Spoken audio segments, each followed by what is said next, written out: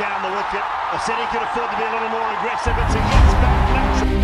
দুর্নীতি দমন কমিশনে নিজের বিরুদ্ধে জমা পড়া অভিযোগ প্রসঙ্গে কথা বলেছেন সাবেক অন্তর্বর্তীকালীন সরকারের ক্রীড়া উপদেষ্টা ও জাতীয় নাগরিক পার্টির মুখপাত্র আসিফ মাহমুদ সজীব ভুঁইয়া। তিনি স্পষ্ট জানিয়েছেন, তদন্তে যদি কোনো অভিযোগ প্রমাণিত হয় তবে তিনি তা নির্দ্বিধায় মেনে নিতে প্রস্তুত।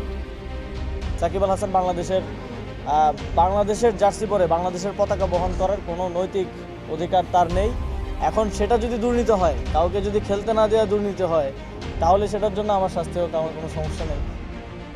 শুক্রবার রাজধানীর শ্যামপুরে জাতীয় নাগরিক পার্টি আয়োজিত এক ইফতার মাহফিল শেষে সাংবাদিকদের প্রশ্নের জবাবে তিনি একথা বলেন। এর আগে গত বৃহস্পতিবার ক্রিকেটার সাকিব আল হাসানের একদল ভক্ত দুদক কার্যালয়ে গিয়ে আসিফ মাহমুদের বিরুদ্ধে দুর্নীতির লিখিত অভিযোগ দাখিল করেছিলেন। জীবন অবাক না করলে কে করবে? 28% মিল্ক ফ্যাটের অবাক করার সাথে ফ্রেশ মিল্ক পাউডার। জীবন অবাক করুক প্রতিদিন। আসিফ মাহমুদ অভিযোগের প্রেক্ষাপট ব্যাখ্যা করে বলেন, সাকিব আল হাসানকে জাতীয় দলে খেলতে না দেওয়ার ক্ষোভ থেকে একটি পক্ষ মব সৃষ্টি করে দুদকে এই ভিত্তিহীন অভিযোগ জানিয়েছেন। তবে আমি আইনের প্রতি শ্রদ্ধাশীল। কোনো অনিয়ম প্রমাণিত হলে আমি যে কোনো শাস্তি বা পরিণতি মেনে নেব।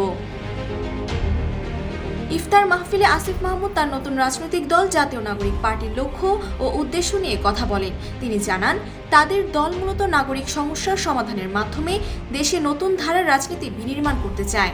আগামী স্থানীয় সরকার নির্বাচনকে সামনে রেখে দলটি ইতোমধ্যে ওয়ার্ল্ড ভিত্তিক গণসংযোগ ও সমস্যা চিহ্নিতকরণের কাজ শুরু করেছে। অনুষ্ঠানে এনসিপির কেন্দ্রীয় ও স্থানীয় পর্যায়ের নেতারা উপস্থিত ছিলেন। Desk report, Bangladesh bulletin.